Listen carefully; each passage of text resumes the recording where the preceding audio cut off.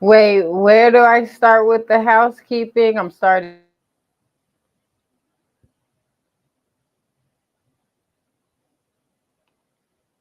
the Freedmen's Bureau. I think that the black Americans have been the only real diehard Americans here because we're the only ones who carried the process through the process. That everyone else has to sort of like skip stages. We're the ones who marched, we're the ones who carried the Bible, we're the ones who carried the flag, we're the ones who tried to go through the courts. And being born American didn't seem to matter. Because we were born Americans, but we still had to fight for what we were looking for. And we still had to go through those channels and those I processes. don't really care what you have to say. Facts over fiction is the motto replay. Muhammad Ali came up from the clay. Grassroots built up this USA. Now knowing your history, you'll get played. Equip yourself cause you came to slave. Any opponent that's up in our way. Look at Malcolm X and What up, family? Hope everyone is doing well. Happy American Freedmen Day. This is Emin the Mass Media Group, and we are back. Actually, technically, this is our first Road to Reparations, and I would like to bring on my esteemed co-host, Miss Kim and Darlene. How y'all doing this evening? Doing well, doing well. Happy American Freedmen's Day. Yes, doing well. Thank you, you Moya. I love that clip. Happy American Freedom Day. And just glad to be back. Absolutely. All right, so I'm just going to try to make sure that we are ready to go here. If people in the chat can let us know if you guys can hear us, just put a 1 in the chat. We would greatly appreciate that. I believe we're live and ready to go. But I'm just trying to check to see if we are, so I can just confirm. Yes, we are ready to go. So yes, family, we are in the building. So we're actually going to be talking about a lot of, not a lot of stuff today, but giving everybody some updates on what's happening out here in California with the reparations efforts. But before we do that, let's do a little bit of housekeeping, and then we will continue. Reparations Now. Reparations Now Doc, reparationsnowdoc.com. We can go, or you can go on there and subscribe, or you can go on to Tubi and you can check us out there as well. That's the Reparations Now documentary.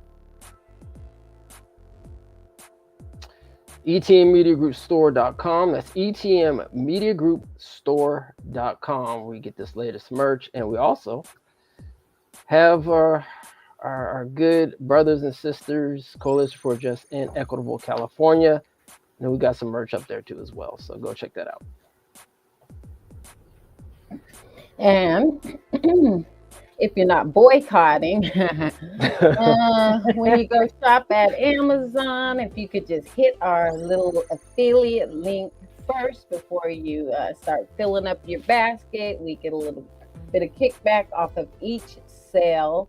So don't boycott us for sure in our affiliate link, and that is in the description of the show. Again, on this road to reparations, we know that we need to get our reparation bills passed. We need 41 assembly members, 21 senators, and 1 governor to sign those bills, and that would equal reparations right here in California. All right. And since we haven't been here in a while, we'll just go ahead and revisit the following forms of reparations that exist. We have restitution, compensation, rehabilitation, satisfaction, and guarantees of non-repetition. A reference, the California Reparations Task Force report, page 17 of the executive summary, page 512, chapter 14, International Reparations Framework.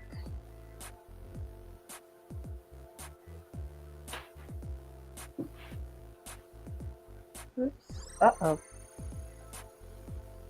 All right. So We got any more slides, Kim? Or Think, are we going to this next? yeah, just real quick, because I know we got another esteemed host in the building, co-host in the building, so we definitely want to get him on the program. But let's go over this real quick. So, is there a Black men misogyny agenda? I had a good conversation with Chad Brown, so go check that out on ETM Media Group.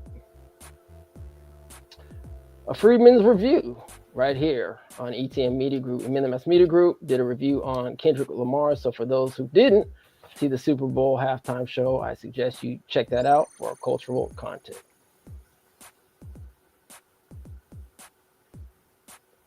And also, well, you know what? I was actually going to talk about this town hall meeting down in Los Angeles, but we have our esteemed co-host in the building, Mr. Chris Lodgson in the building. Yo.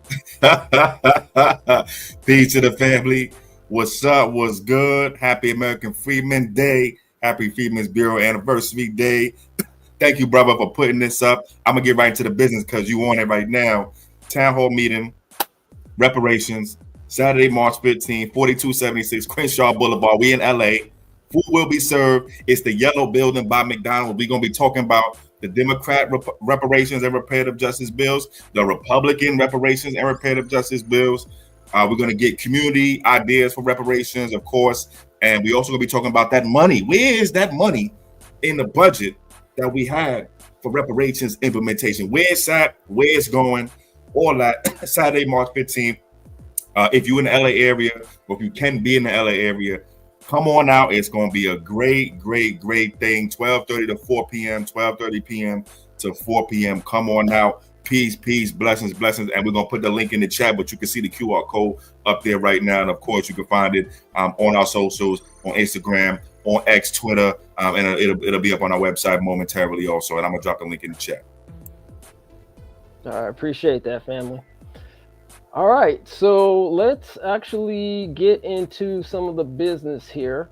So Chris, since you're here, man, I wanted to actually read the definition.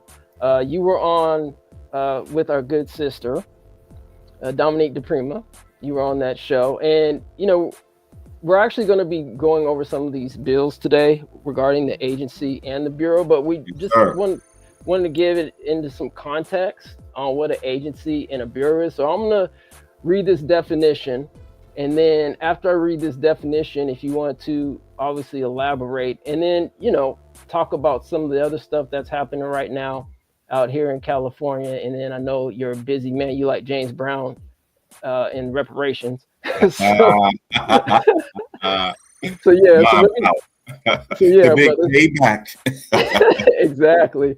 So yeah, man, let me get this this definition cracking, and then we definitely want to hear from you, brother. Yes, sir. All right, so agency versus bureau. The term agency includes any department, independent establishment, commission, administration, authority, board, or bureau of the United States, or any corporation in which the United States has a proprietary interest, unless the context shows that such term was intended to be used in a more limited sense. The Bureau is a specialized administrative unit, especially a subdivision of an executive department of a government. The Federal Bureau of Investigation is one example. While often used interchangeably, a bureau is generally considered a smaller, more specific division within a larger government department or agency, focusing on a particular area of expertise, while an agency refers to a broader administrative unit within the government, potentially encompassing multiple bureaus with wider responsibilities. Essentially, a bureau is a part of an agency, not necessarily the same thing. Key points to remember: hierarchy. A bureau is typically considered a subunit with an agency focus. A bureau usually has a more specialized function, like the Federal Bureau of Investigation, FBI, which is a bureau within the Department of Justice. The scope: an agency might oversee a broader range of activities encompassing multiple bureaus dealing with different aspects of a policy area. I did mention the FBI, but let's also mention an agency could be the Department of Health and Human Services, and within the Department of Health and Human Services, we could have the Centers for Disease Control. and Prevention, the CDC. So, brother, based on those particular definitions of an agency versus a bureau, can you please elaborate and then go into some of the things that we're working on here in California? Yeah. And thank you for that, brother. First of all, shout out to Dominique DePrima. We had a great conversation, spirited conversation, passionate conversation on KBLA radio, KBLA Talk Radio. Shout out to the good brother Tavis Smiley also for, opening up the platform for us as well. And shout out to Dominique for hosting the Freedmen Fridays. It was my second week in a row on Freedmen Fridays last week on Friday with Dominique. So shout out to her. One of the things that Dominique said in the interview, and this is why this is coming up, the agency versus bureau thing, is because the idea that Dominique was putting forward was that there is a similarity between a bureau and an agency. And the point I was making was that they are not the same thing.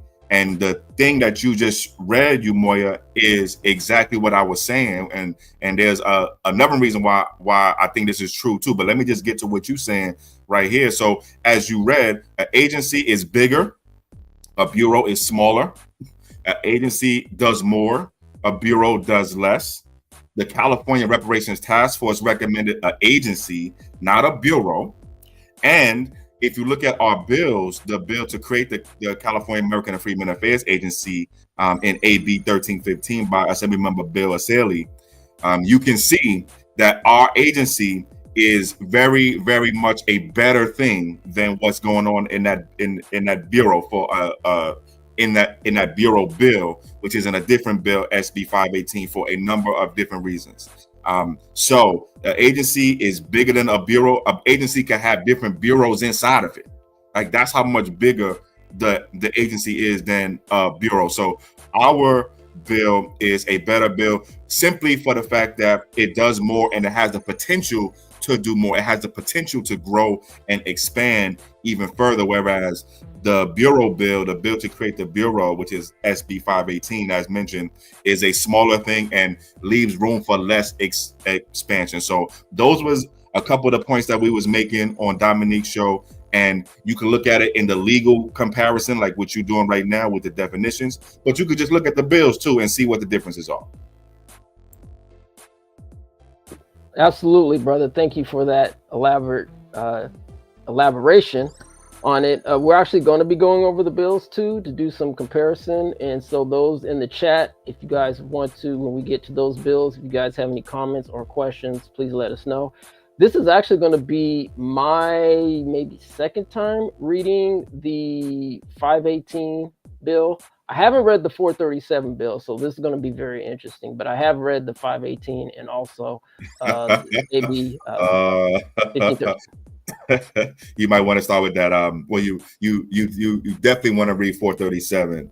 That bill, and by 437 we're talking about SB or Senate Bill 437, which is the bill that requires more research, aka study, and that bill impacts the agency bill. It impacts every other bill that is for descendants of people who were enslaved in this country, that the Black Caucus put out last week in their press conference, in their press release, when they announced their bill package of what their most important bills are. So I would definitely recommend folks take a look at 437. It is related to every single other bill. So, it's hard to understand 518 or the other bills without understanding 437, because 437 is connected to every single one of those other bills.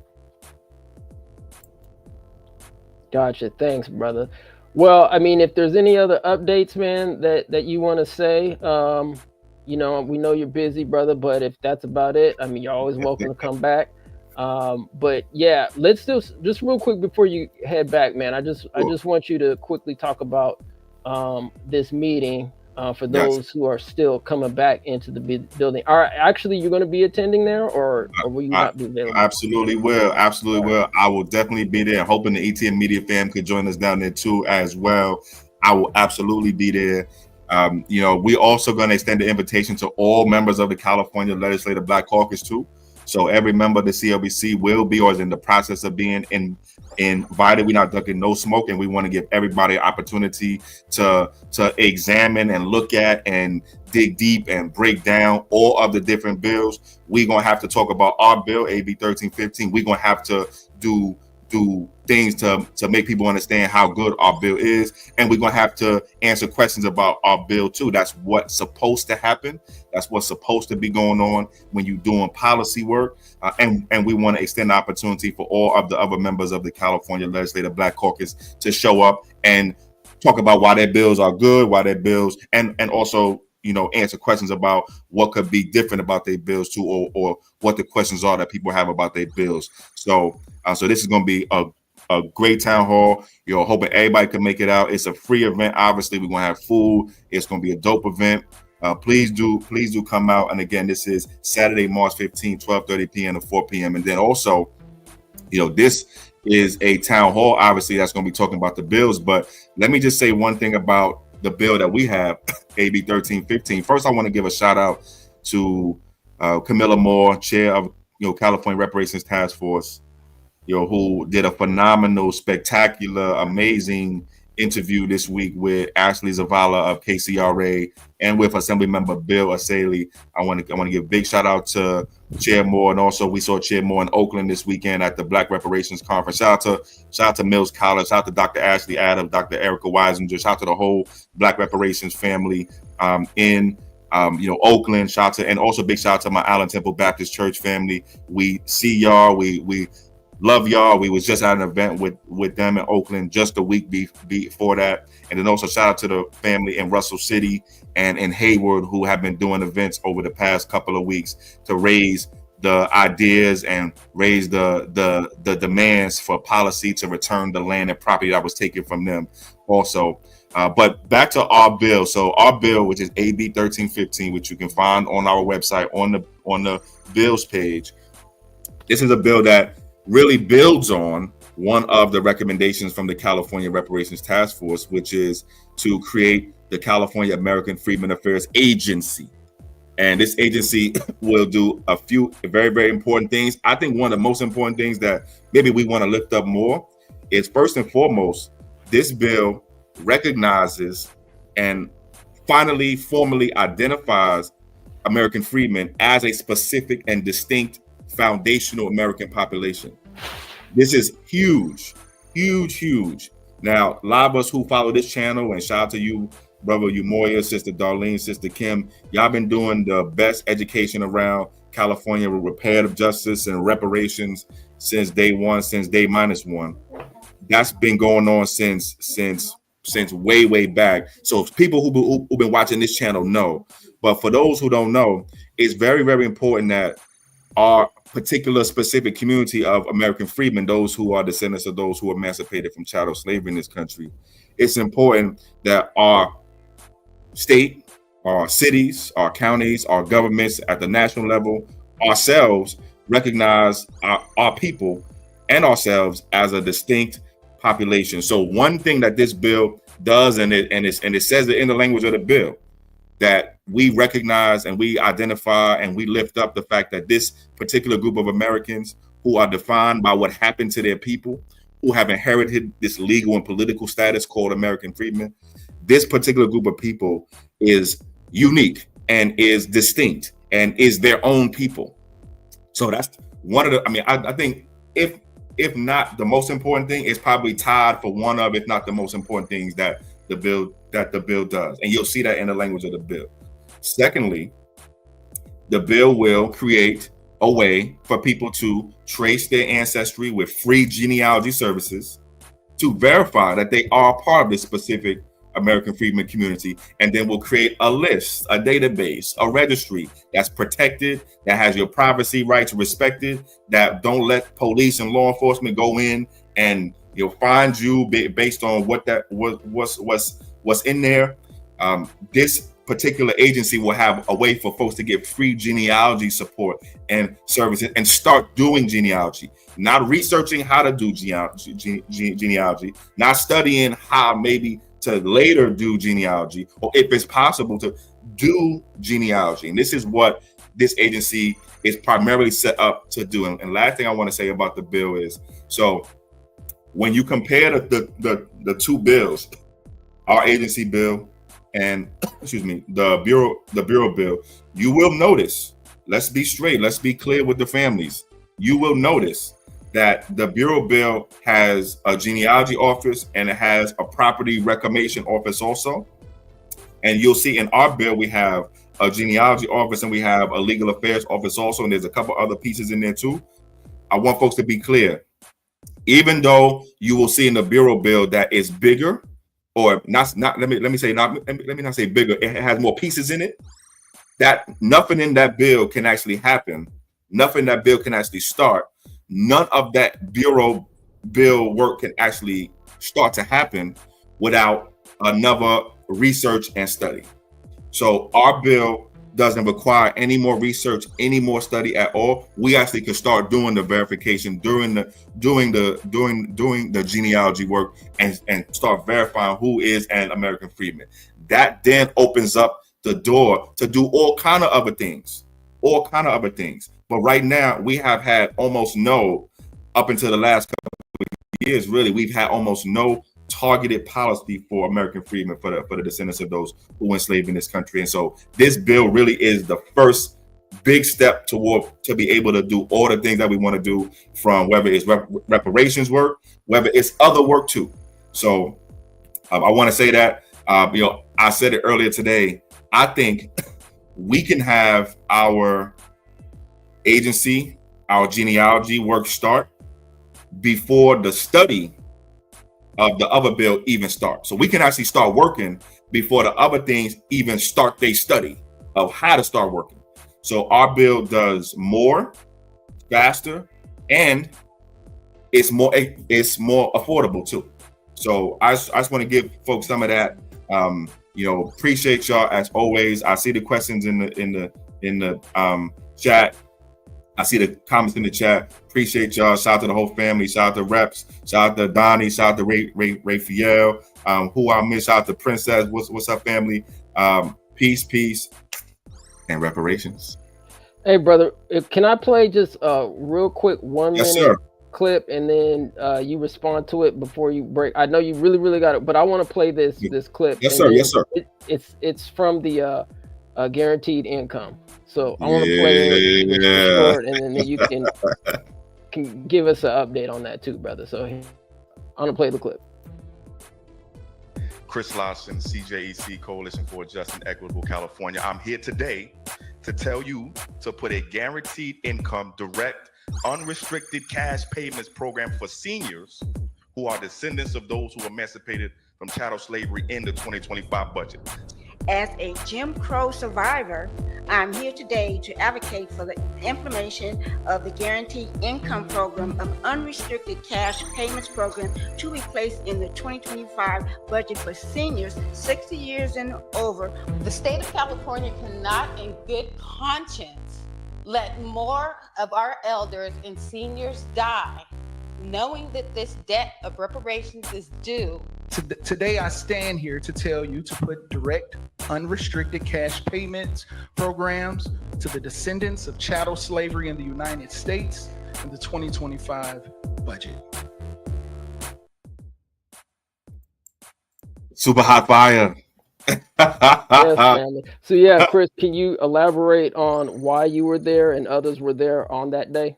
Yes. So that was last week. So all right, let me make it make sense for the family. Let me put in context. So on the one hand, we are working to create a way for people to verify that they are American freedmen. On the other hand, we are also working to get checks cut. So we are doing two things at one time. We believe that reparations, when we talk about reparations, we are talking about direct economic, financial, monetary payments, checks, compensation, the return of wealth, restitution to those who are American freedmen. So and we want all kind of other things too. But that's the big thing. That's the first thing. The big thing though that you need to do before you could cut checks is to know who you're going to cut checks to. Who are you going to be cutting checks to? So we doing two things at one time. Now, like I said, the agency bill and the genealogy work that we're doing on AB 1315, which we just talked about, is important for all kind of things. reparations things and non-reparations things too. But we are also fighting for cash payments checks right now, not later, but right now. And so last week we was at the California Capitol to talk to and make comment at the Assembly Budget Subcommittee on Human Services to tell them to put cash payments checks for our American Freedmen seniors first in the 2025 budget. And what you just heard was the people giving public comment for that. By the way, we're gonna be back. I'm going to break some news again. We're gonna be back on Wednesday, March 12th. Not this Wednesday, but next Wednesday, March 12th, 1:30 p.m. We'll be back at the same committee. So if you're in Sacramento, come out Wednesday, March 12th, 1:30 p.m. We will be back at that same committee, back telling them to put cash payments checks for our Freedmen seniors in the 2025 budget. And we're going to be back 2 weeks after that and 2 weeks after that, because that committee meets every 2 weeks until they put them checks in the budget. So Sacramento, come on out. If you can make it in person, we want you there. We want you to help get checks in the 2025 budget for our American Freedmen seniors. That's what you heard. Shout out to everybody that was there. Shout out to Darlene. Shout out to Kim. Shout out to the brother Dr. Troy Williams, who you also heard in that clip from the Greater Sacramento Urban League. Of course, Kim, you're here with the Sacramento Reparations Collective, ARCC Sacramento. Darlene with the Bay Area, with our Bay Area team, American Redress Coalition, the California Bay Area. Big shout out to the whole ETM Media family for live streaming it. Thank you, brother Umoya. So that's what we was doing there last week. And that's what we're going to be back doing in the next week and in the following weeks also, until they put them checks in the budget. Chris, what is the deadline for putting the checks in the budget? How long do they have to get that done?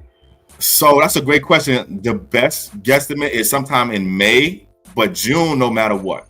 June is the deadline to finish our state budget. There's some things you can do after June. So let's say June, July, the latest, but really we're talking about June, let's say mid-summer, the latest, but May is when we will see the language, or we will be able to see language about what's going in the budget bill.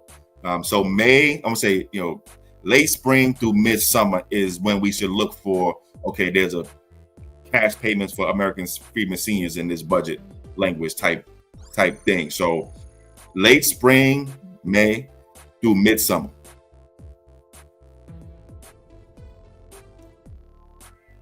Great question. All right, family. I don't know, Kim or Darlene, if you got any more questions for Brother Chris, but Well, I was just letting you know you need to update the slide that's on the screen for next week.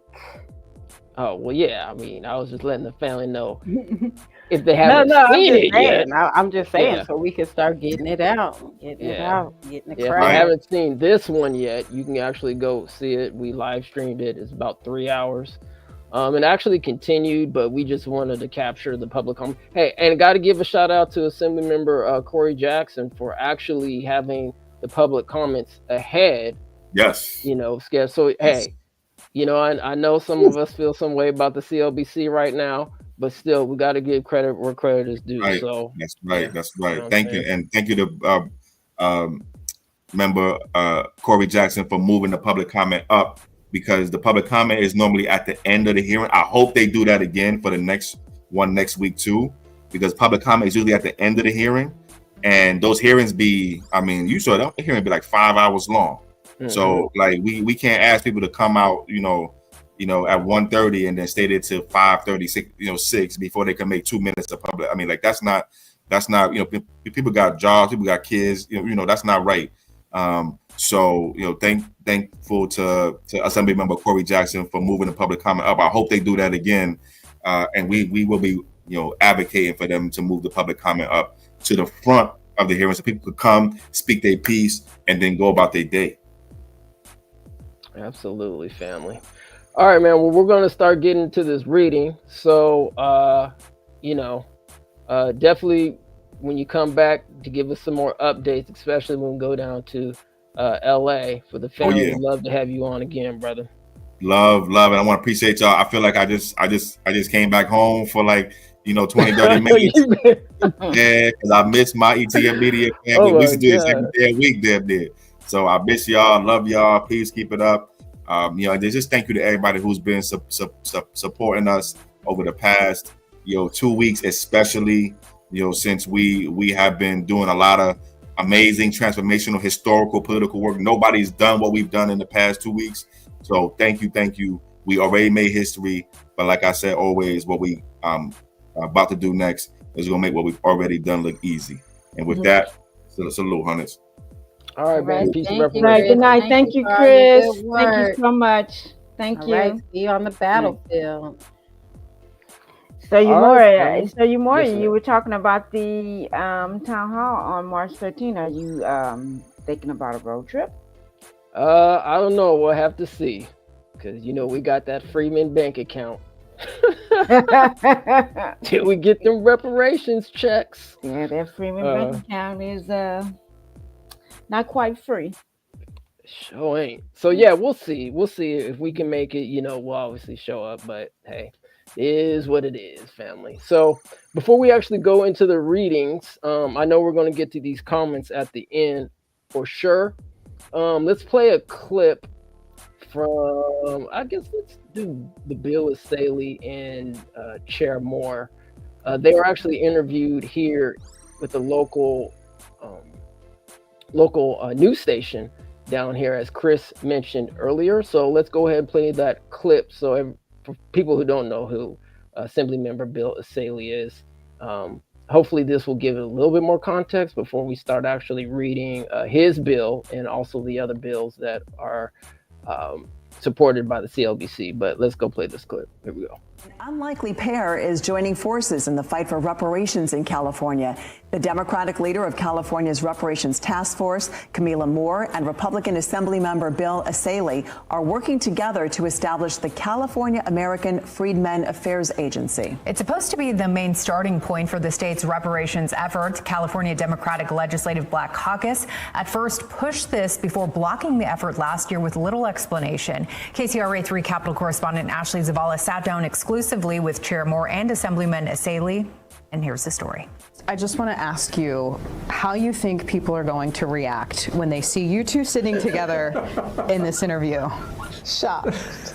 Yeah, to say the least. I don't know why people would be surprised. I mean, in my office here, we work across the aisle when possible. We work with all members of the community, so it's not surprising to me, but I could see how it could be surprising to others. Yeah. When did you two start working together, talking? We met end of session last year. Ms. Moore and several others were in the gallery there, and they were being denied access and entry onto the Assembly gallery. I've never seen that before.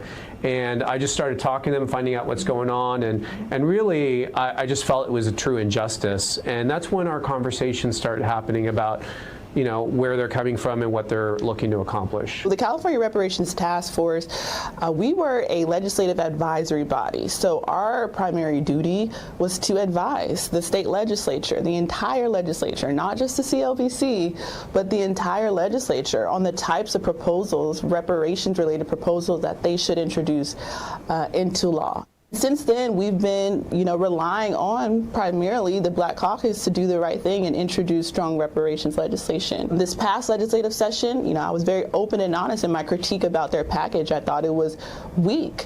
Some in your party, I know, were surprised to see your announcement last week on this.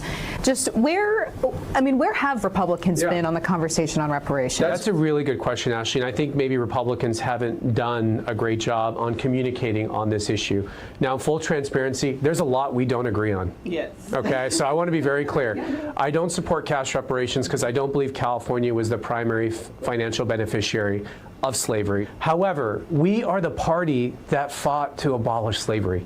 We were founded to abolish slavery. We fought a civil war. Our first president was Lincoln. This is a natural constituency group for the Republican Party. And so this bill, again, is very narrow. It just creates a government system to have genealogy services so we can identify and have a class of Americans who are truly descendants of slaves. And what we do with that, I think, is up for discussion. So I want to go back to you mentioning some members of the coalition being called MAGA and conservative for just simply questioning the members who block their own priorities. I mean, just your response to that. Obviously, I consider that to be categorically false. It's even in slander and libel territory. I stand in strong support of Assemblyman Essayli's AB 1315. As former chairperson of the California Reparations Task Force, I am going to support any piece of legislation from any legislator that speaks directly to the task force's reports. I'm going to criticize, for instance, any legislator who introduces legislation that I think is, perverse or contrary to the task force's report. I would just remind people, never pledge allegiance to a single political party, ever. I mean, Black Americans are not owned by the Democrat Party and they're not owned by the Republican Party, and both parties should be competing in a marketplace of ideas, and they're all free to support different bills from different sides of the aisle. That was Ashley Zavala reporting. We did reach out to the Legislative Black Caucus for comment, but have not heard back.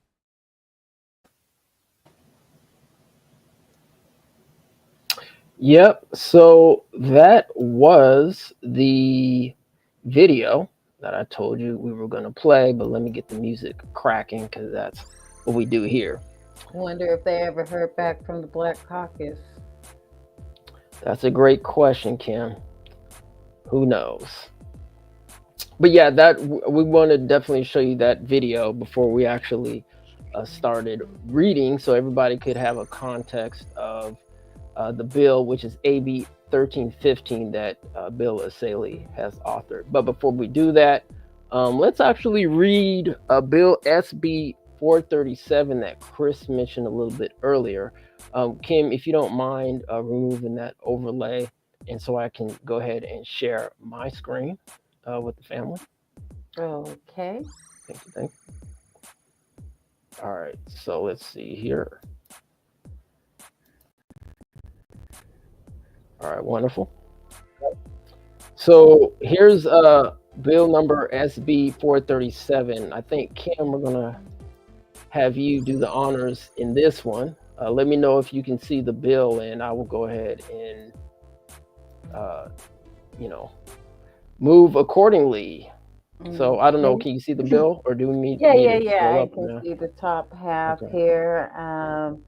SB 437, California State University, claim eligibility, genealogy, and descendancy. All right, 2026. California Legislature, 2025-2026 regular session, Senate Bill number 437, introduced by Senator Weber Pearson, co-authors Senator Richardson and Smallwood Cuevas, co-authors Assembly members Bonta, Bryan, Elawarhe, Gibson, Jackson, McKenna, Sharp, Collins, and Wilson. Is that everybody? Yeah, I think that those are, let's see, I think there's 12 members in the CLBC. I wonder, did I post the, let me see if I posted the CLBC banner in here. Did I do that? Yeah, you have a slide in there. Is there a slide in there? Let me see. I don't know if I posted the slide. Yeah, that's 12. Yeah, I did. Okay, it's there. Okay. That's the entire motley crew. Yeah, so there's the motley crew. Kim was. So this is the CLBC for the 2025-2026 session. So take a look at your California Legislative Black Caucus. Yeah, we'll actually be getting a little deeper into the CLBC as the California Reparations Road to Reparations show will be going on within this legislation session. But we just, in the interim, wanted everybody to see who the CLBC members are. Alrighty. Yes, we had some term out last session, and we've got some new ones. So, all right, February 18th, 2025. An act to add chapter 4.8 commencing with section 8308 to division 1 of title 2 of the government code relating to post-secondary education and making an appropriation therefore. Legislative Council Digest. SB 347, as introduced, Wilbur Pearson, California State University, claim eligibility, genealogy, and descendancy. Existing law establishes that California State University, under the administration of the trustees of the California State University, as one of the segments of public post-secondary education in the state. Existing law requires the trustees to control and expend all money appropriated for the support and maintenance of the university. Former law, until July 1st, 2023, established the task force to study and develop reparations proposal for African Americans, with a special consideration for African Americans who are descendants of persons enslaved in the United States. Task force. Former law required the task force, among other things, to identify, compile, and synthesize the relevant corpus of evidentiary documentation of the institution of slavery that existed within the United States and the colonies as specified, and to recommend the form of compensation that should be awarded, the instrumentalities through which it should be awarded, and who should be eligible for this compensation.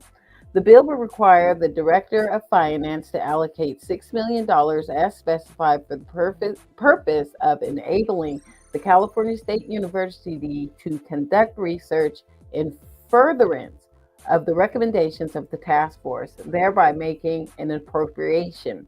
The bill would authorize the California State University to partner with other universities or nonprofit institutions in furtherance of the bill. The bill will require, before the start of each fiscal year, the California State University to consult with the California Legislative Black Caucus to propose a list of research components to be addressed through the appropriation as provided. The bill will require the California State University to explore options to determine how to confirm an individual's status as a descendant and to establish a process for conducting or verifying genealogical research to confirm eligibility for reparative claims. The bill would authorize the funding described above to be used to support student participation in support of this goal. The bill will require the California State University on or before October 1st of each year and until the funding is exhausted to submit to the legislature and governor a report with a status update of pending research projects and any research projects that have been completed within the prior year. The bill will require the final report to include research findings, recommendations with options and timelines for statewide implementation, including costs developed pursuant to these provisions. Vote: majority appropriation yes, fiscal committee yes, local program no. Okay, and this is pretty much a summary down below, but we can go ahead and read through it. The people of the state of California do enact as follows. Section 1, Chapter 4.8, commencing with Section 3808, is added to Division 1 of Title 2 of the Government Code to read. Chapter 4.8, claim eligibility based on genealogy and descendancy. All right, pursuant to the Section 15.80 of the Budget Act of 2024, chapters 22, 35, and 994, stats 2024. The Director of Finance shall allocate $6 million to the item 6610-001-0001 of the Budget Act of 2024, chapters 22, 35, and 994, stats 2024, for the purpose of enabling the California State University to conduct research in furtherance of the recommendations of the Task Force to study and develop reparations proposal for African Americans, with a special consideration for African Americans who are descendants of persons enslaved in the United States, as established under Section 83011, added by Section 1 of Chapter 319 of the Statutes of 2020. The California State University may partner with other universities or nonprofit institutions in furtherance of this section. B. The California State University shall explore options to determine how to confirm an individual's status as a descendant. The California State University shall also establish a process for conducting or verifying genealogical research to confirm eligibility for reparative claims. Funding from Subdivision A may be used to support student participation in support of this goal. C. Before the start of each fiscal year, the California State University shall consult with the California Legislative Black Caucus to propose a list of research components to be addressed through the appropriation in Subdivision A and each year until funding is exhausted. D1. Notwithstanding Section 10231.5, the California State University shall on or before October 1st of each year and until funding from Subdivision A is exhausted, submit to the legislature or governor a report with a status update of pending research projects and research projects that have been completed within the prior year. The final report shall include research findings, recommendations with options, and timelines for statewide implementation, including costs developed pursuant to this section.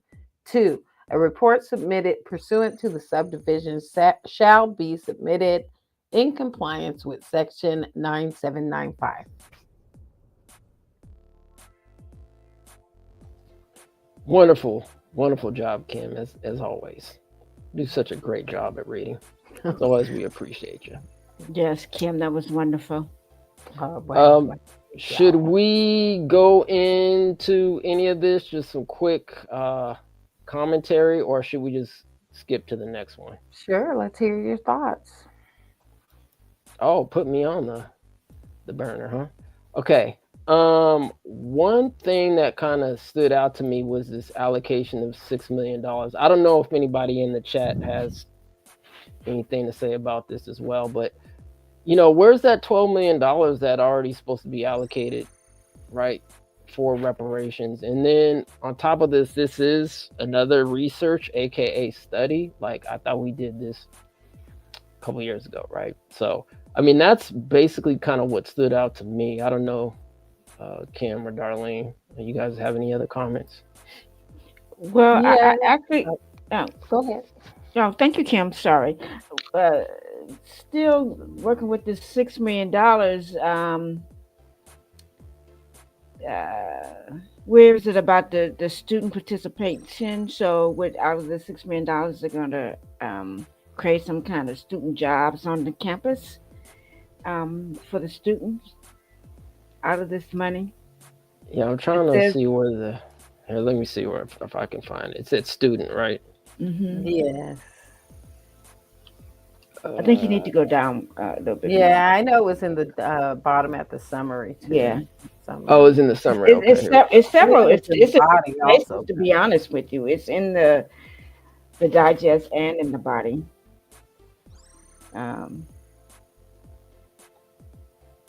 Okay, here we go. So yeah, it says B. It says the California state shall explore options to determine how to confirm an individual status as a descendant. And then it goes on and it says funding from the subdivision A may be used to support student participation in support of this goal. Mm-hmm. I know, although it says may, that possibility is there, may be used to support student participation. So they're going to create student jobs on campus. Right. And I know our Tony Harvey, who was there at the press conference that the CLBC had a couple weeks ago, He asked them a question. Hey, I mean, you guys want to do this study bill or research bill? Have you guys had a particular? Have you guys designated yet a school that you guys are looking for? And at the particular time, they didn't have an idea of a school or schools, right, that they were looking to help with this bill. But man, this is just very interesting how they want to continue. I mean, okay, let's the genealogy and descendancy part. Okay, cool. I'm glad they want to actually look into. I mean, that's the upside of this, right? The claim eligibility part. But the downside of this is like, why do we need to keep doing this? Right. And yeah, as people have pointed out, and the question I tried to ask at the CLBC conference was about the timelines on this bill 437. And of course, the CLBC did not allow, they only allowed 2 questions at that press conference, and they totally ignored me and my raised hand. So there's that. So we have no information on the timeline on this bill. It seems to go on and on at the beginning of each fiscal year until funds are exhausted. So they're just going to keep doing this until the 6 million's gone. And then what? Do they need another 6 million? Well, even on top of that, Kim, you're talking about the timeline. Where's the start date? Right. Where's the start date? Where's the finish date? I mean, we don't. I mean, basically, it's telling us until funds are exhausted. Till funds are exhausted. All right, so I guess let's move to the next bill, shall we? We're gonna go to 518. Is that correct? Yes. Yes. Okay. So let me blow this up here. And I will let the great Mrs. Darlene Crumity go ahead and read this. Can everyone see the screen? Yep. Yep. Okay. All right, Darlene, it's on you whenever you're ready, and I will scroll up or down. Okay, thank you, Umoria. Okay, we are now reading the CLBC's.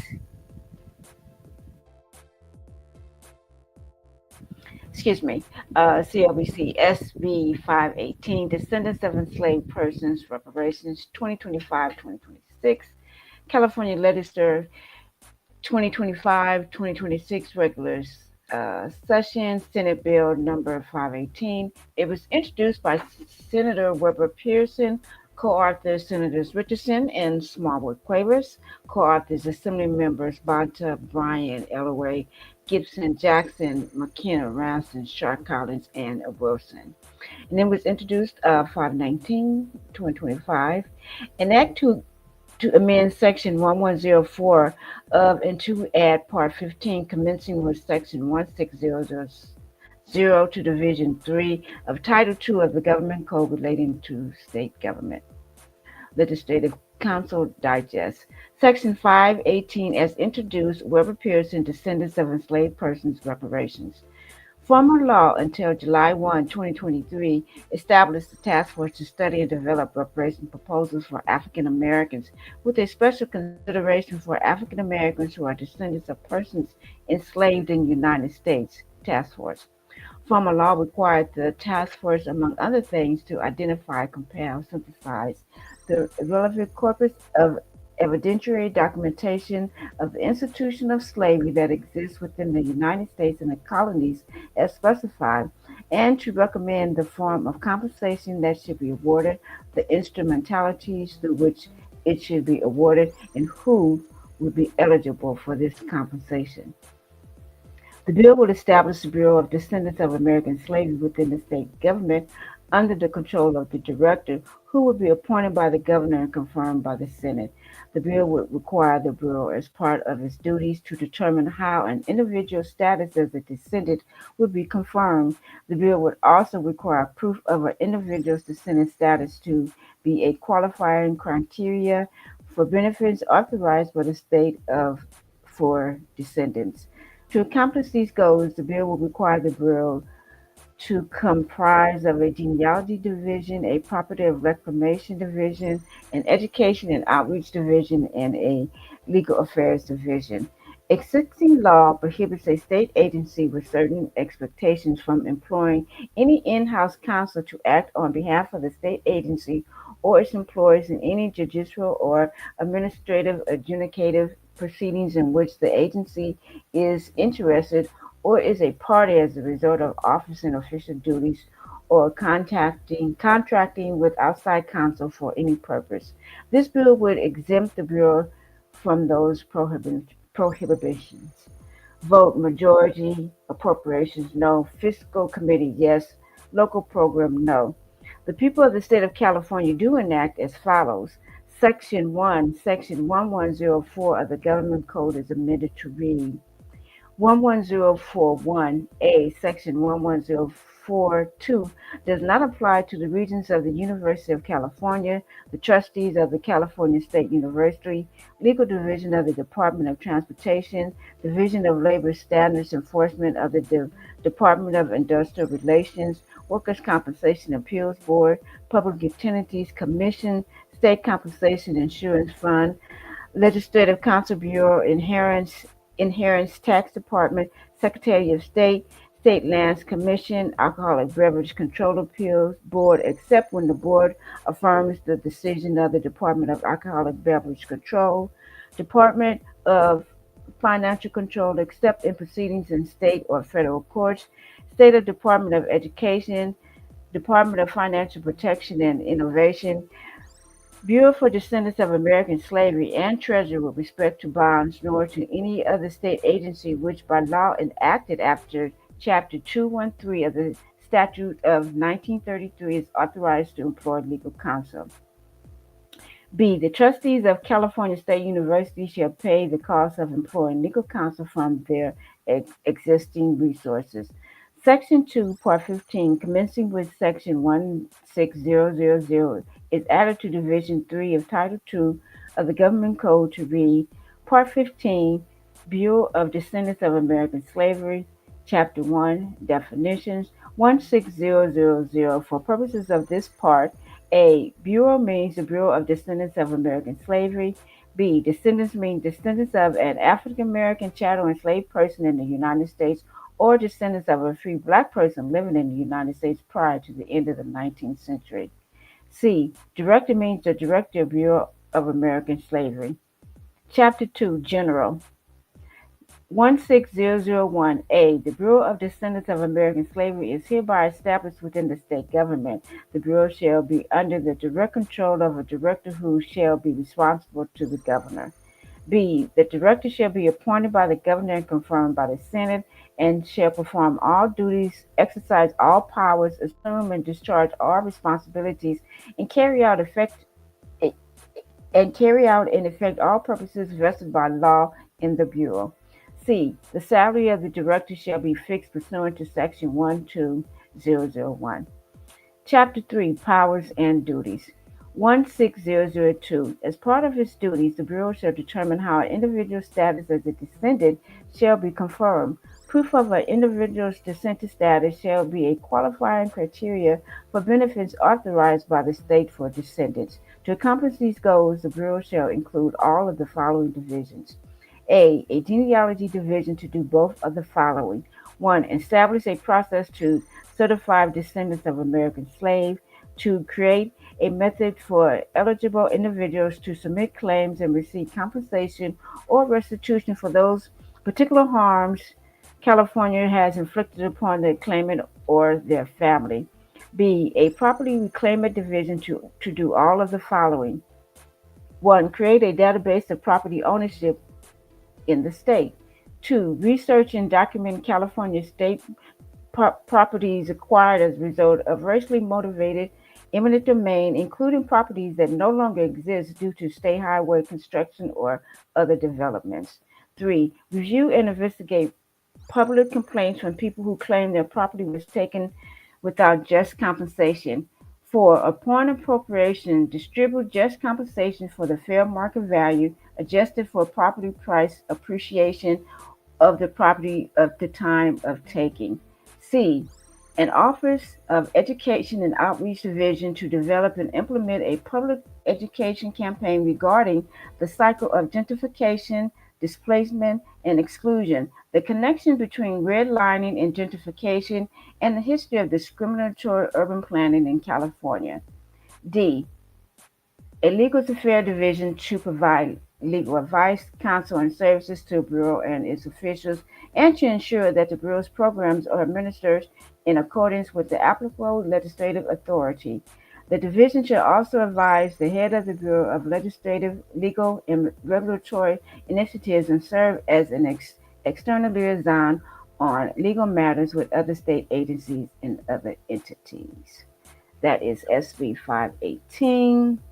I will say quickly, I do like the Education of Outreach and Division.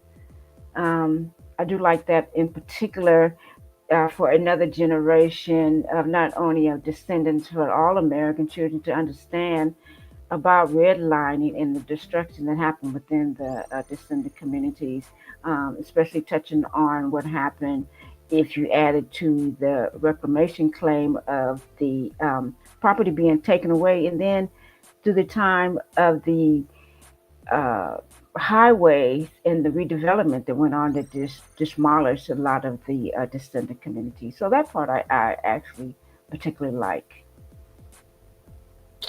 They also do mention here, let's see, Section A of 16002, it says the genealogy division to do both the following: establish the process for descendants. Well, I don't know about this descendants of American slaves, but that's a whole nother thing.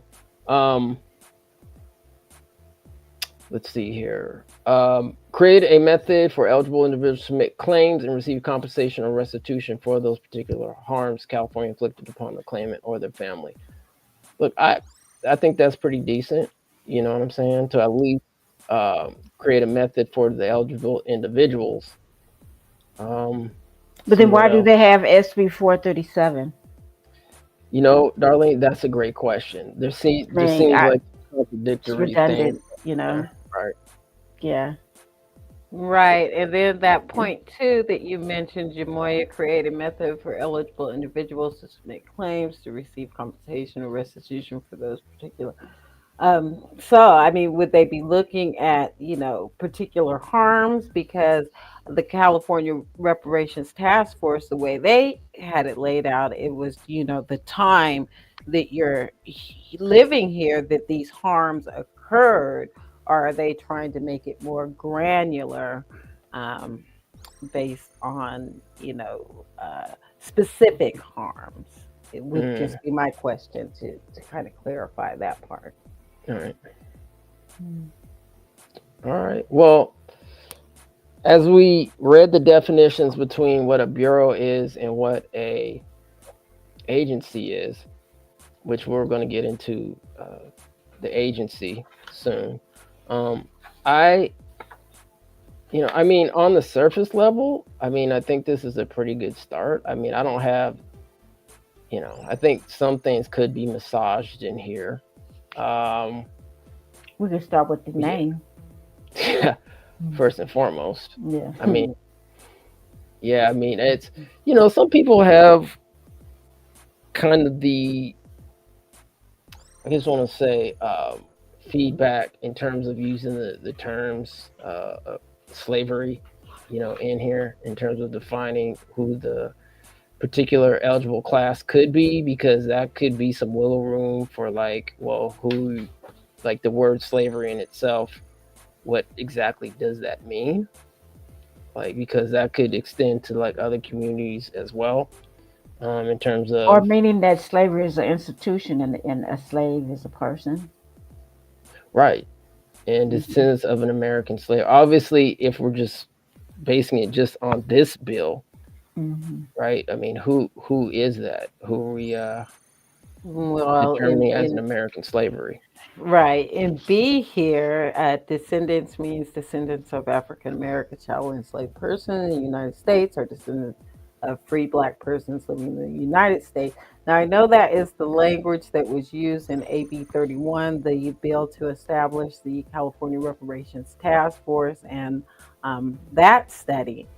But this race-based language, do you think it would pass scrutiny It's a great question. I mean, so if I'm understanding Kim correctly, you're just questioning, especially the African American and the Black person. Right. References to race there. Good question. Great question. And it is a lot of, like you said, Kim, it is from AB 3121. It probably will cause a problem, meaning that American Freedmen, is the political and legal name of the descendants of those 4 million slaves. So that could potentially be problematic. Yeah. Well, I mean, look, it's at the top here. It says genealogy division, property reclaim division, education outreach division, and legal affairs division. Look, that's a start, right? So let's give credit where credit is due. Okay, well, speaking of start, when does it start? That's a great question, Kim. When does it start? It doesn't. After the never-ending study. Yeah. No, there's no dates in there at all. The only date was the date of introduction. February 19th, 2025. All right, so let's actually, do you two have any other comments or feedback on this, or could we move on to the other one? Nah, not really, huh? All right, cool. All right, so let's look at AB 1315, the California American Freedmen Affairs Agency, which was originally introduced by Senator Stephen Bradford last year in the 2024-2025 legislative session. Well, to be technical, 2023, SB 490. I guess, yeah, yeah, that technically is true. Yes, thank you for that. Let's see here. I think we'll just get into it, shall we? If I do need some help, ladies, I might. My voice starts getting a little scratchy. Might need some assistance here, but I think I'll get through as much as I can. So, yes, this is AB 1315.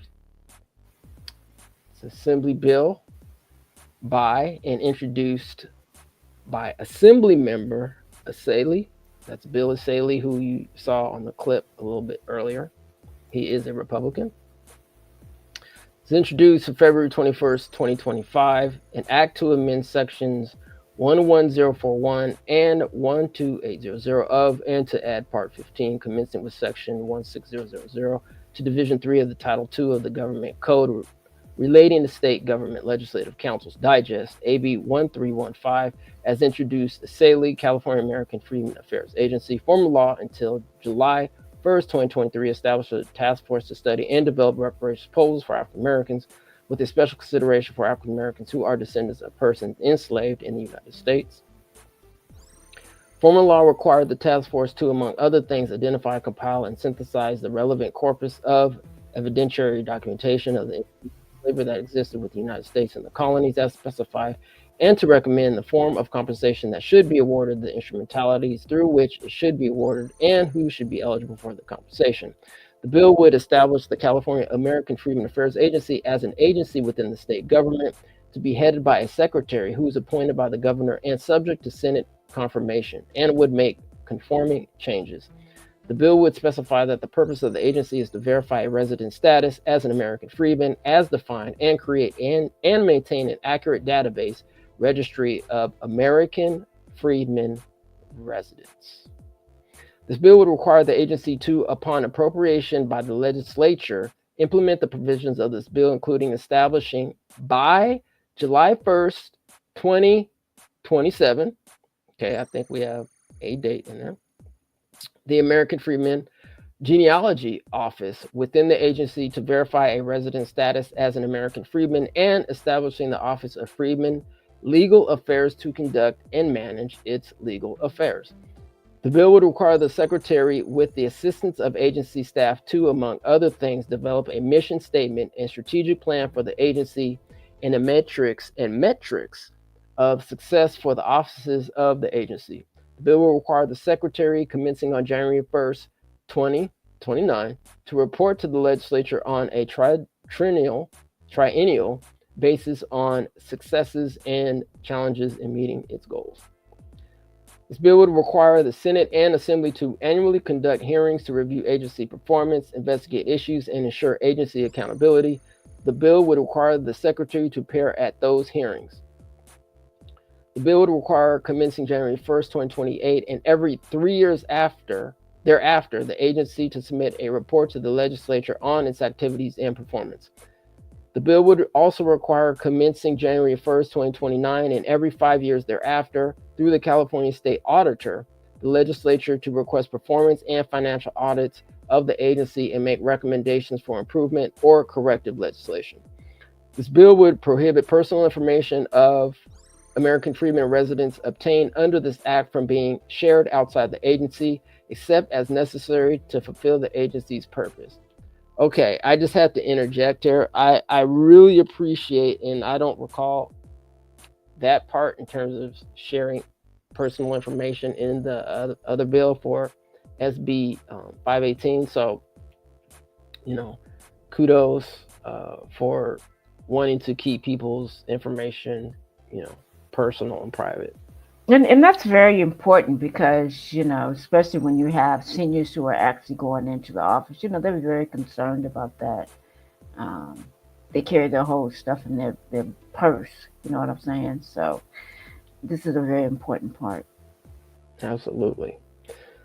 The bill would also require interagency sharing of personal information about American Freedmen residents to be limited to demographics only, except as necessary to fulfill the agency's purposes. The bill would prohibit the agency from using any agency resources, including but not limited to agency funds, personnel, and infrastructure to directly or indirectly participate or assist in law enforcement activity. Existing law prohibits a state agency, with certain exceptions, from employing any in-house counsel to act on behalf of the state agency or its employees in any judicial or administrative adjudicative proceeding in which the agency is interested or is a party as a result of office or official duties, or contracting with outside counsel for any purpose. This bill would exempt the agency from those prohibitions. Existing constitutional provisions require that a statute that limits the right of access to the meetings of public bodies or the writings of public officials and agencies be adopted, with findings demonstrating the interest protected by the limitation and the need for protecting that interest. This bill would make legislative findings to that effect. Vote majority. Appropriations, no.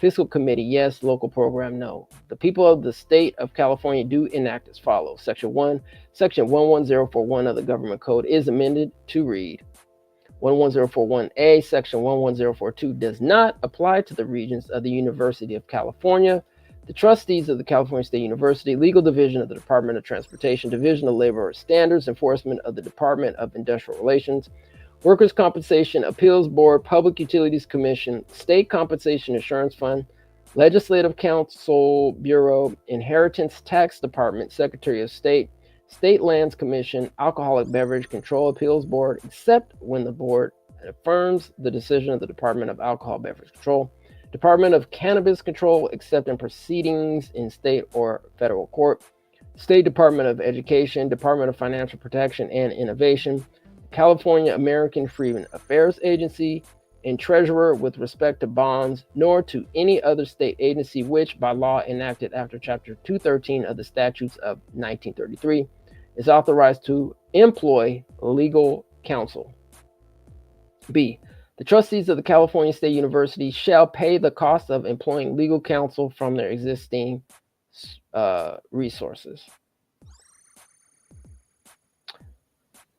All right, let's put a pin in that one. The trustees of the California State University shall pay the cost of employing legal counsel from their existing resources. Let's put a pin in that one. If you guys can remind me, I kind of want to talk about that line there, but let's continue.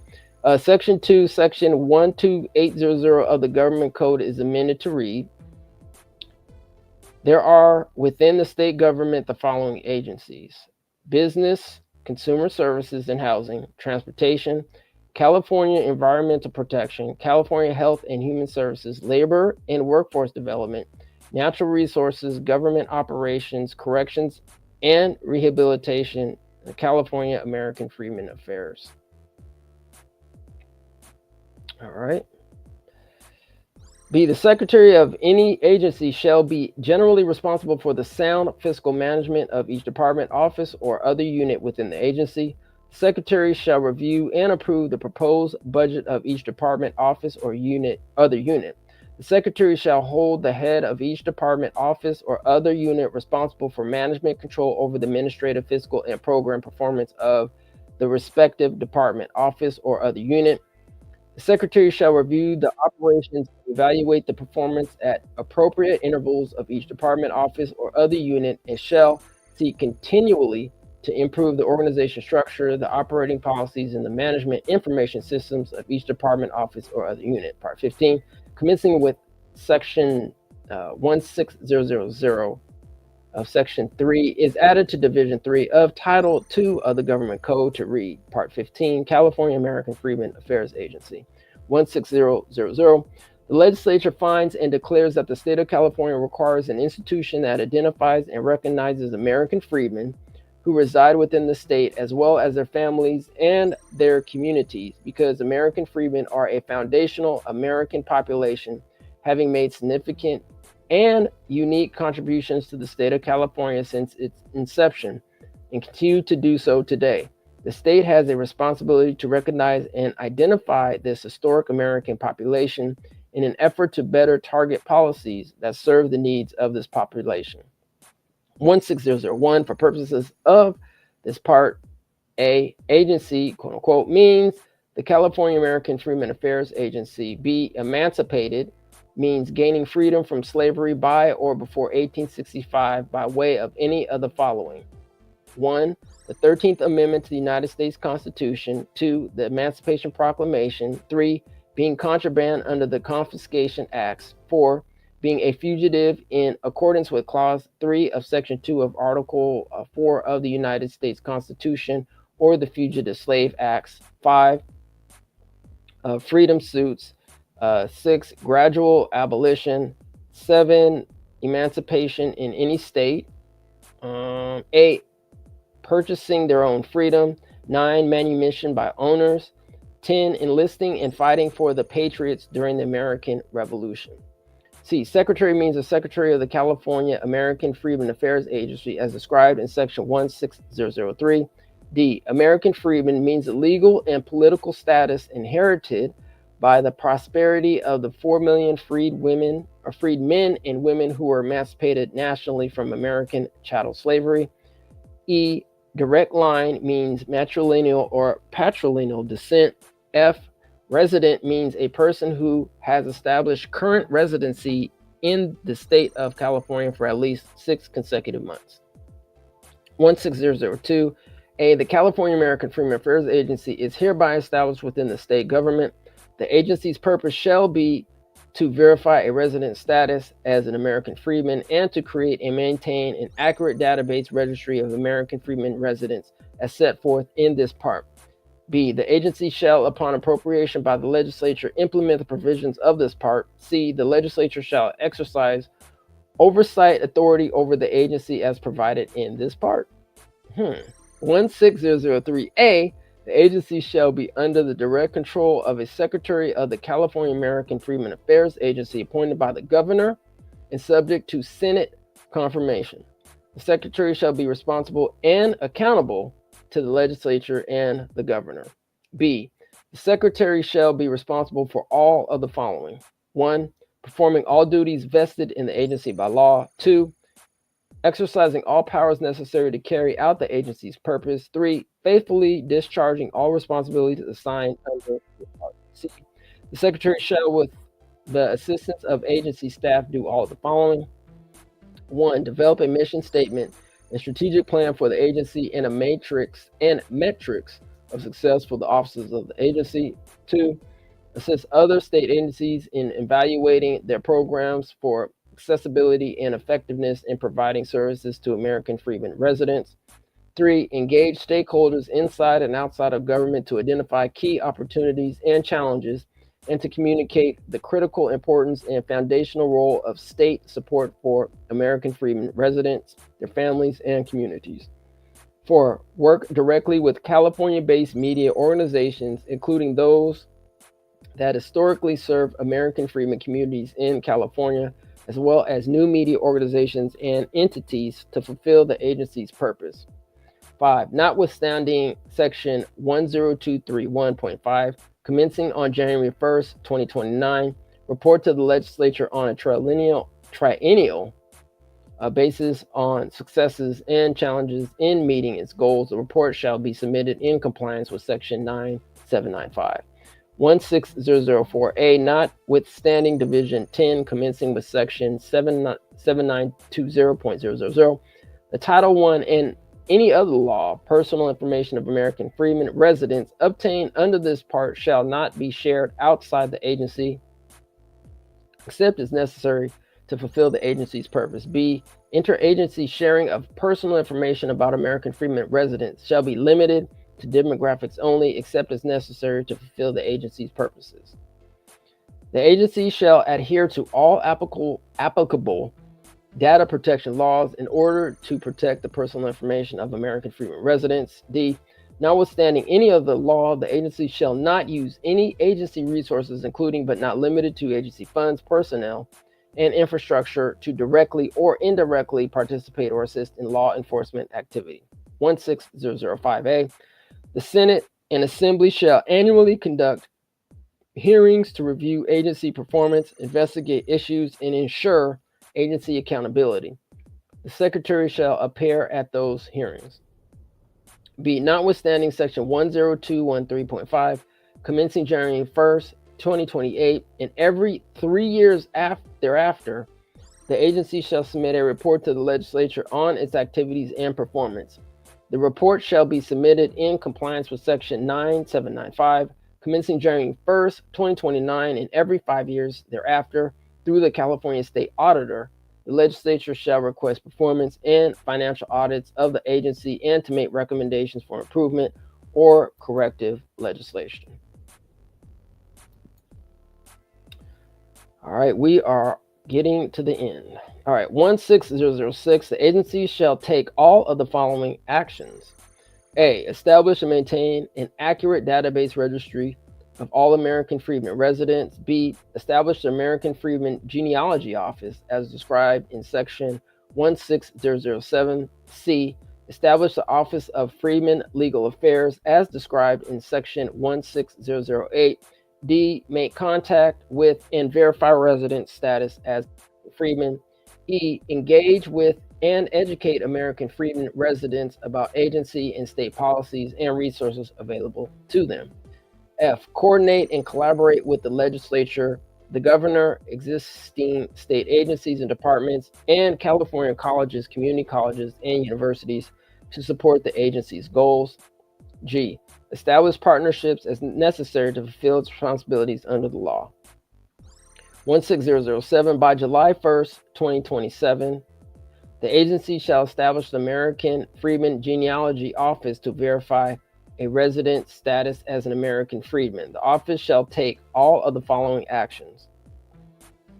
Create a process to verify resident status as an American freedman.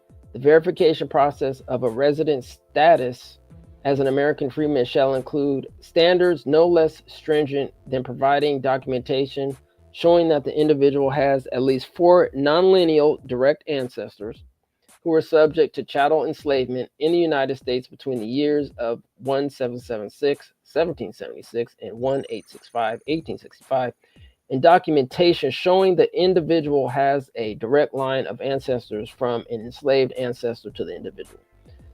B, provide no-cost expert genealogical research services and related support to verify a resident status as an American freedman. C, consult with professionally certified genealogical associations, genealogical organizations, and subject matter experts to fulfill its duties.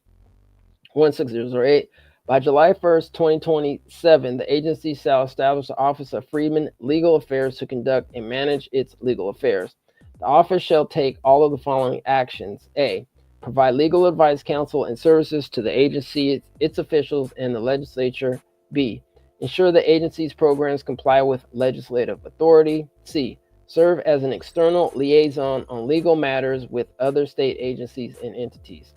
Section 4, the legislature finds and declares that Section 3 of this act, which adds Part 15 commencing with Section 16000 to Division 3 of Title 2 of the Government Code, imposes a limitation on the public's right of access to the meetings of public bodies or the writings of public officials and agencies within the meaning of Section 3 of Article 1 of the California Constitution.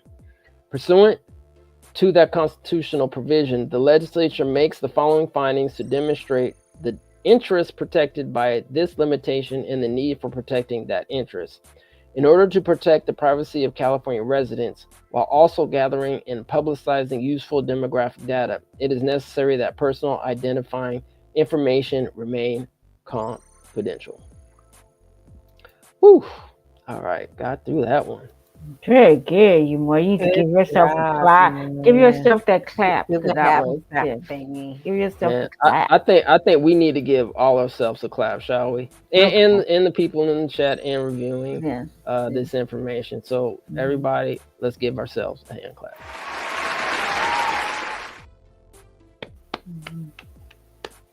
Boom.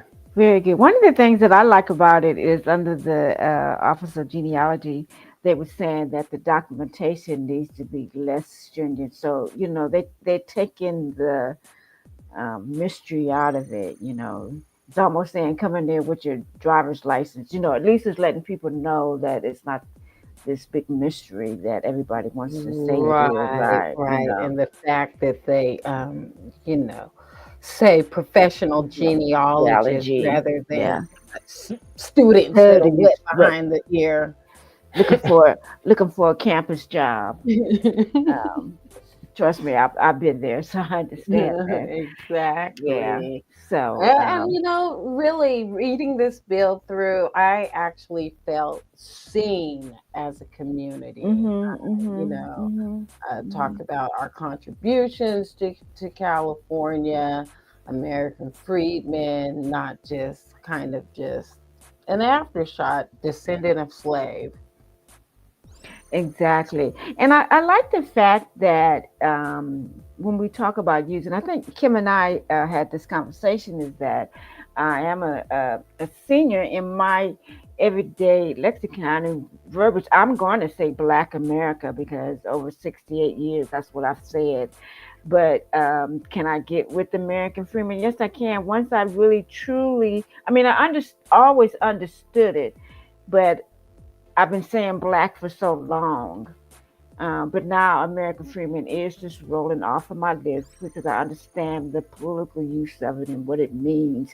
And I think that if we would get to the boomer class and let them see the connections, that we're not asking you to stop saying Black, because I'm never going to say Black. I might even say Negro, but to understand what American Freedmen means, as far as the politicalness of it, is important. And I just think that folks just need to understand that. We're not asking you to stop saying Black. I'm never going to stop saying it, but I am an American Freedman and proud to be. Yes. And like Bill Essayli said in the interview with Kamilah that we heard earlier, how the Republican Party is reintroducing these freedmen initiatives. Here we are on Freedmen's Day, when the Bureau was enacted by majority Republicans, is to my understanding. So, yeah. Well, I know, speaking of that, Kim, there is a slide that I do want to read about the American Freedmen as well before we get out of here, because we are, an hour and 30 minutes into the show. Yeah. But I wanted to touch on really 2 points here. The date, July 1st, 2027. That's all good. I'm wondering if we can, move that up to July 1st, 2026. because it says this bill, unless I'm overlooking something, it says this bill require the agency to, upon appropriation by the legislature, implement the provisions of this bill, including establishing by July 1st, 2027. So does that mean it's saying by 2027? Yeah, it has to be done. That's the deadline, but it could still get stood up sooner. Prior to that. Right. Okay. Is that from your understanding too, From my Darlene? understanding. Yes, I'm sorry, I was on mute. Yes, it does. Yes. All right. I thought the bill is very well written, and I think was it you or Kim who said about the confidentiality, and Yes. not and that's so important, you know. I mean, even though I think Big Brother's already got your number, but I'm just saying, you know, it's important that that's in there. Okay. And also wanted to talk about this section B here. The trustees of the California State University shall pay the cost of employing legal counsel from their existing resources. So I believe the other bill, SB 518, also mentioned something like this. I think we should probably do a comparative like sheet on this between the two bills. But I know we mentioned the California State University study bill, SB 437. So I guess I would just be, I don't know if this is just regular legal language that they need. I was going to say, you talking about number B, the trustees of California State. Yeah, okay. That just seems like that's standard. Just standard. It seems like language. Yeah. All right, I'm gonna go to the other one just real quick. SB. Here's SB 518, and I'm pretty sure it says that standard language. Let's see here. It says in here. Yep. Here it is. Section B, the trustees of the California. Yeah. So that's pretty much the standard language. Okay. And the legal director probably just throws that in. Can you go back up to the author and the co-authors just for 1 second? And this is 518. Yeah. Okay.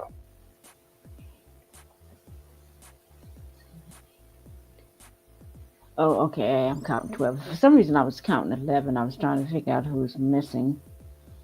Okay. Thank you. No problem. All right. So if you two have any other feedback on it, if not, I'm going to move on to the Freedmen's Bureau. I do want to appreciate how they listed out the ways that the American freedmen freed themselves or was freed by the government. I thought that was that's very helpful for you know, people who say, "Oh, well, there was no slavery," and then you can just point to all these instances that there were. Absolutely, yeah. I thought that was very, a very good point. And when the part talk about how they purchased themselves, I can remember reading in some of the books I've read about, you know, they hide money, digging a hole in the earth and putting their money in there, the coins and stuff, until they got enough money to purchase themselves. I mean, it's just so moving, you know. It's just, whew. Absolutely. Yeah. Okay. All right. Well, speaking about moving. Let's go to the Freedmen's Bureau and why we are celebrating today and commemorating today. The Freedmen's Bureau, the Bureau of Refugees, Freedmen, and Abandoned Lands, also known as the Freedmen's Bureau, was established in the War Department by an act of Congress on March 3rd, today. In 1865, the Bureau was responsible for the supervision and management of all matters relating to the refugees and freedmen and lands abandoned or seized during the Civil War, duties previously shared by military commanders and U.S. Treasury Department officials. In May 1865, President Andrew Johnson appointed Major General Oliver Otis Howard as commissioner of the Freedmen's Bureau. Howard's headquarters were in Washington, D.C., but assistant commissioners, sub-assistant commissioners, and agents conducted the Bureau's daily operations in the former Confederate states, the border states, and the District of Columbia. Although the Bureau was not abolished until 1872, the bulk of its work was conducted from June 1865 to December 1868.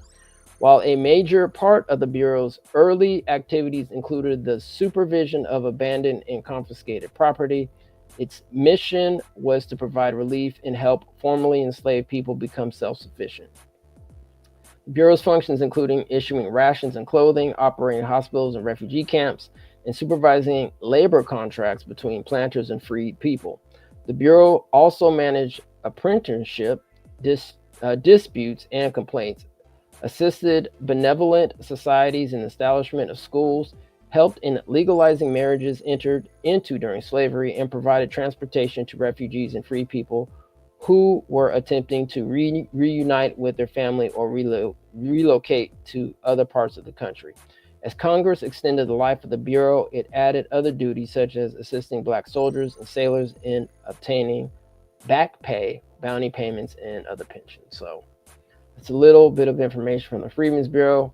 If you go onto our channel, we actually go more in depth into the Freedmen's Bureau, but I just wanted to give a quick summary on the Freedmen's Bureau and this day and how we celebrate and are commencing to our ancestors. All right, so let's go through the quick comments here, family, and then we will get out of here. So thanks everybody for joining. We really appreciate your time and effort. You could be doing something else, but you are here. And also, once again, I'd like to thank our good brother Chris from CJEC for joining. So peace to you and reparations. Shout out to good sister Raphael Plunkett. Thank you. I'm ready to listen and learn. So we're all doing. Shout out to Reps. What up, Reps? Out there on the East Coast representing. What up, fam? Greetings to everyone. Hope all is well. Shout out to good sister Reps. Good sister Princess L Bay. Thank you for joining. Appreciate you. All right. In the chat, take action for reparations. CJEC-official.org. Take action. Go to that page and you can see what is going on. Yes, please hit that thumbs up button, family. Thumbs up, thumbs up. All right. Gratitude to Chair Moore, absolutely.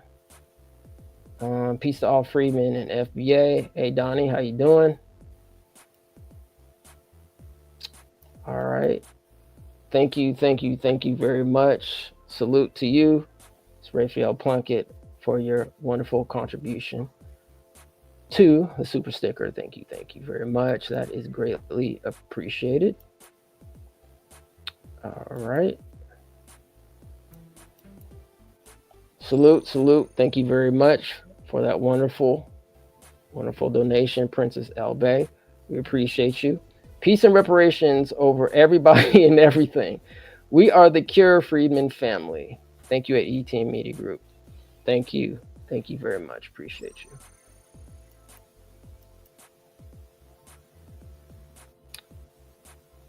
All right, let's see here. What else we got going on here? Dear family. Okay. Politics makes strange bedfellows. I am mad at it. Join forces. Let's see. Thank you for doing that. Thank you.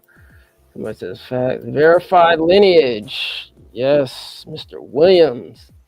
Verify that lineage. Who you? Shout out to Reps. Giving Kim some kudos. Kim, great commentary. Uncle Pan says, too many studies have been done on reparations. It is time to cut the check for Black American freedmen in California. Period. That part. And thanks, Reps. Thank you, Reps. Always appreciate you. Your voices are so soothing as they educate. Oh, not as soothing as yours, but really appreciate it. Man, Raphael, I'm telling you, man, she has a beautiful voice, man. Yes, that is quite the compliment coming from her voice. Now that's the smooth factor right there. Woo, tell me about it, boy. It's like every time I hear Raphael, on one of the CJEC readings that we did last year, man, whoo, boy, you could just sit back and just drink your libation and do your thing. Now, my voice every once in a while gets a little raspy, so please forgive me, but I try my best. Sister Sharice Cryer, what up, family? Wonderful lawyer in the building. Good evening, fam. For these bills, we have to look at California Code definition of agency and bureau. It has its own meaning versus federal definition. Absolutely. That's a good point. That's a good point. The reparations language needs to be lineage-based, period. All right. No argument here. All right. An enemy so treacherous you don't even see them coming, you still don't see it. Reparations cannot be passed as a debt, or global deceivers will repeal the Slave Act. Be careful of the words U.S. debt. All right. That's your opinion. Mad Hatter, okay. Congratulations, y'all made it to 100% engagement. The message is spreading. Thank you, reps. Thank you for maintaining that chat. You know what I'm saying? We greatly appreciate you. Let's see. Good job, fam. Well, shout out to Sharice. Sharice been on the front line since the beginning, so shout out to Sharice. And we're gonna have to get Sharice and Friday back on too to continue reading that wonderful Indiana topic. Yes. The treaty, the 1866 Treaties Act. Bum. Shout out to Nita. Some Mrs. Nita Watson in the building. Greatly appreciate you. And that super chat. Thank you. Okay. We're almost done here. What if the California Freedmen Affairs Agency denies Black American freedmen of resources after filling out the application? What recourse can they take? Thanks. That's a great question. That is a great question. Is that when they head over to the legal affairs side of the office? I know, right? You're like, I got an issue. Around the corner, down the hall. I know, right? Down the corner, down the hall. Put in my complaint. Yes. Well, that's good thinking. At least he's manifesting that we already have our agency. Yes, absolutely. But these processes are going to have to be worked out. Mm-hmm. Thank you, Michael Pan. Appreciate you for that contribution. As always, thank you very much. Appreciation equals reparation. All right, peace, family. Peace to you, Donnie. All right, ladies and gentlemen. Woo! Got through all the comments. Great show today.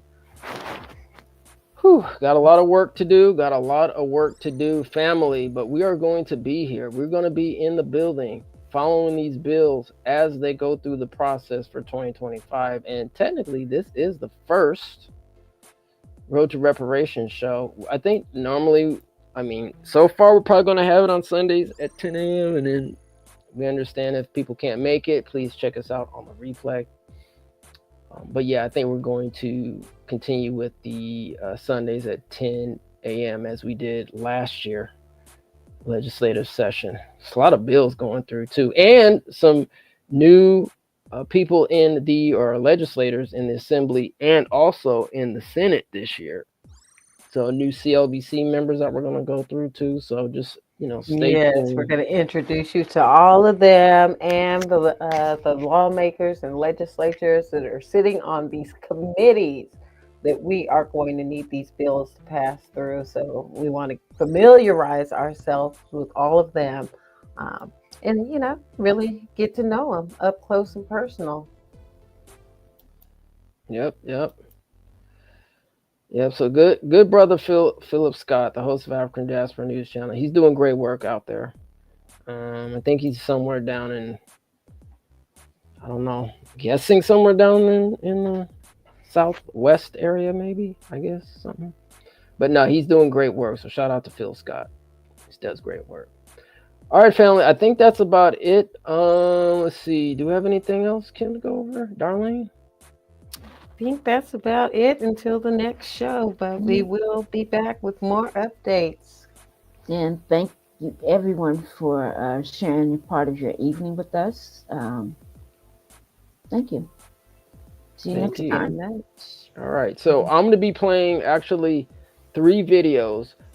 One video, I guess there was something going on where I guess a couple of Republicans got removed from their committees seats, or at least from their positions, like they were like vice chair positions. So I'm gonna play that video. We'll probably play another short from the guaranteed income, or the past guaranteed income informational hearing, and then we will go out with the American Freedmen's Day short. So I think that sounds like a plan. Yeah. Thumbs up, thumbs up.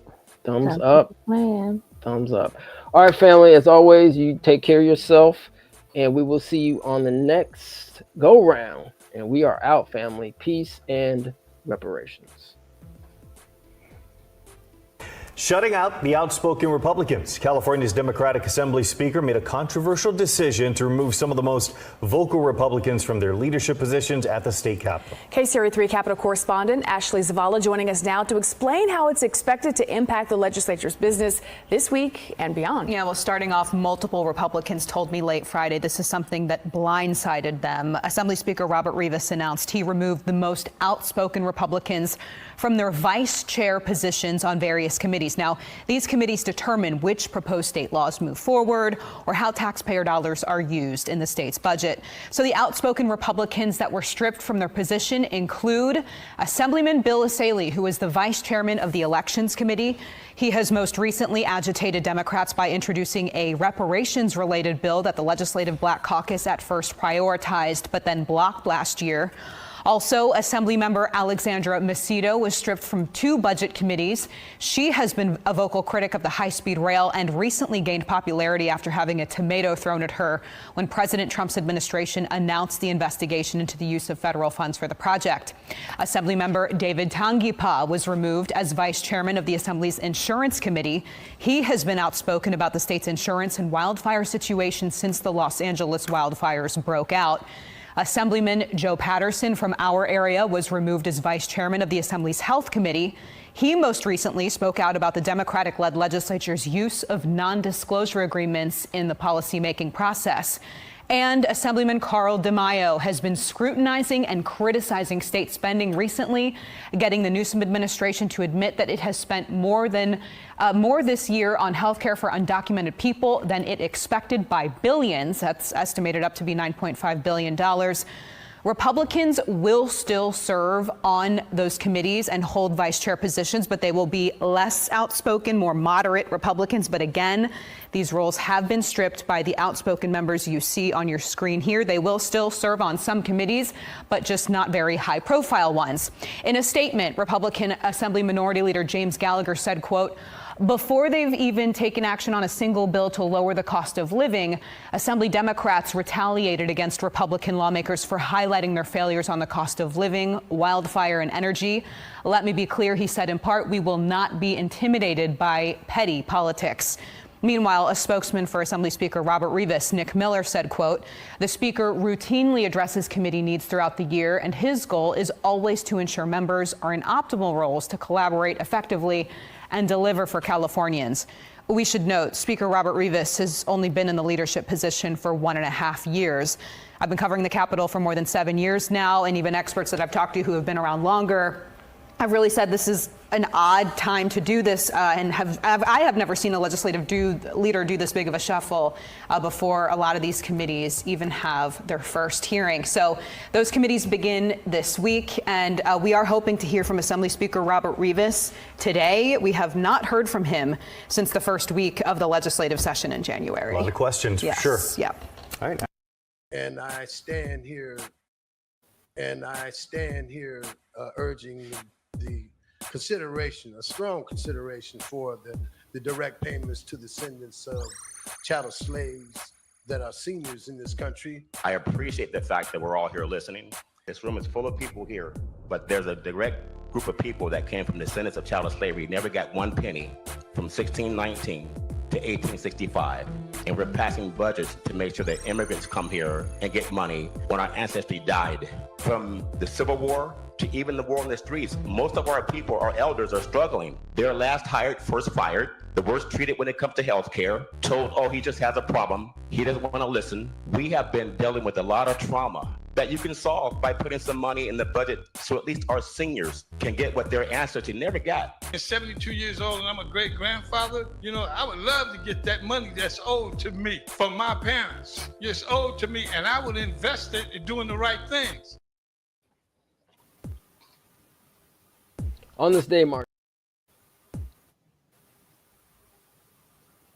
On this day, March 3rd, we celebrate and commemorate the emancipated persons and their descendants coming out of the Reconstruction era. On March 3rd, 1865, the U.S. Congress established the Freedmen's Bureau to help formerly enslaved Black Americans transition to freedom. The Bureau was part of the Reconstruction plan to rebuild the South after the Civil War. The Freedmen's Bureau provided food, clothing, shelter, medical care, and land to displaced Southerners. The Bureau operated hospitals, refugee camps, supervised labor contracts between planters and free people, helped legalize marriages entered into slavery, and much more. The Freedmen's Bureau operated from 1865 to approximately late 1872. Happy Freedmen's Day. Please like, share, and subscribe.